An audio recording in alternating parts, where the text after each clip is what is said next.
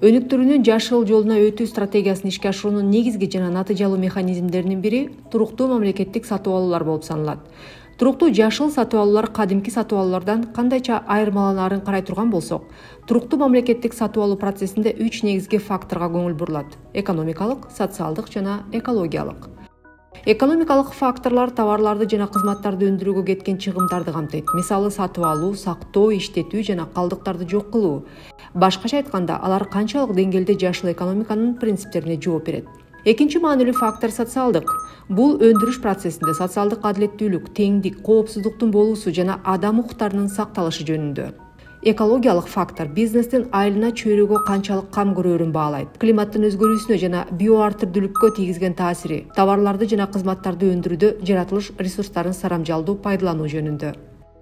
Кыргызстанда туруктуу мамлекеттик сатып алуулардын принциптерин ишке ашырууда артыкчылыкка ээ болгон жашыл товарлар төмөнкүлөр: энергия үнөмдөөчү компьютерлар, энергия үнөмдөөчү имараттарды куруу, оңдоо, кайра иштетилүүчү кагазды же кайра иштетилген кагазды сатып алуу, билим берүү жана ден соолукту чыңдоо уюмдары үчүн табигый органикалык продукцияларды сатып алуу, экологиялык жактан таза транспортты, мисалы электромобилдерди жана электробустарды сатып алуу, экологиялык жактан таза материалдардан жасалган эмеректерди сатып алуу, кайра жаралуучу энергия булактарын сатып алуу жана орнотуу.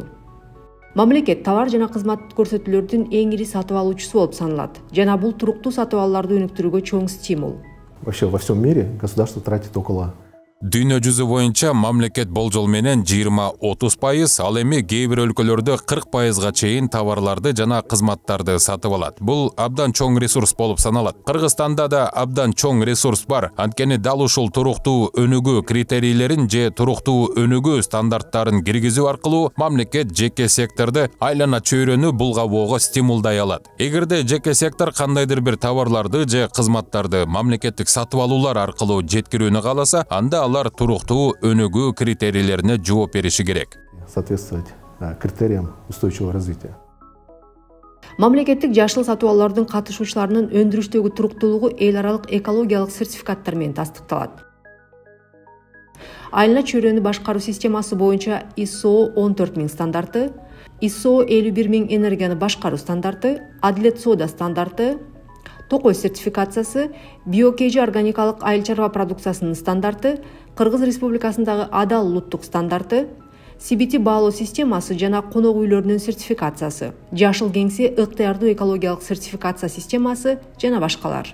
Допустим, если правительство покупает себе автомобили, Эгерде мамлекет өзүнө машина сатып алса, анда алар туруктуу сатып алуу критерийлерине жооп бериши керек. Эл аралык таанылган стандарттарга ылайык кандай критерийлер бар экенин аныктоо туура болот. Мисалы, электромашиналарды алсак, бүткүл дүйнө жүзү боюнча жакшы экологиялык таза унаа катары таанылган. Бирок ал жерде жашоо циклин карап көрүш керек. Бул продукт жана товарлар колдонулгандан кийин ал канчалык деңгээлде кайра иштетүүгө кетет. Деги эле товарларды утилдештирүү үчүн каралган процесстер барбы деген суроолордун жообу маанилүү. Процессы прописаны для утилизации этих товаров. Кыргызстандын мыйзамдарында товар жана кызмат сунуштаган тараптарды баалоо критерийлери, анын ичинде алардын туруктуулук критерийлери боюнча сатып алууларды жүргүзүүгө мүмкүндүк бере турган жагымдуу сунуштарды эске алуу менен узак мөөнөттүү келишим түзүү шарттары жок. Экономиканын приоритеттүү секторлорунда атаандаштыкка жөндөмдүү экологиялык продукцияны өндүрүү үчүн туруктуу товар жана кызмат көрсөтүүлөрдү, өндүрүүчүлөрдү, берүүчүлөрдү стимулдаштыруу механизмин иштеп чыгуу жана ишке ашыруу, ошондой эле кайра иштетилген продукцияны пайдалануу менен өндүрүлгөн товарларга тендердик документацияга стимулдарды жана жеңилдиктерди киргизүү зарыл. Финансылык преференциялардын жана кредиттик жеңилдиктердин механизмдерин иштеп чыгуу дагы маанилүү.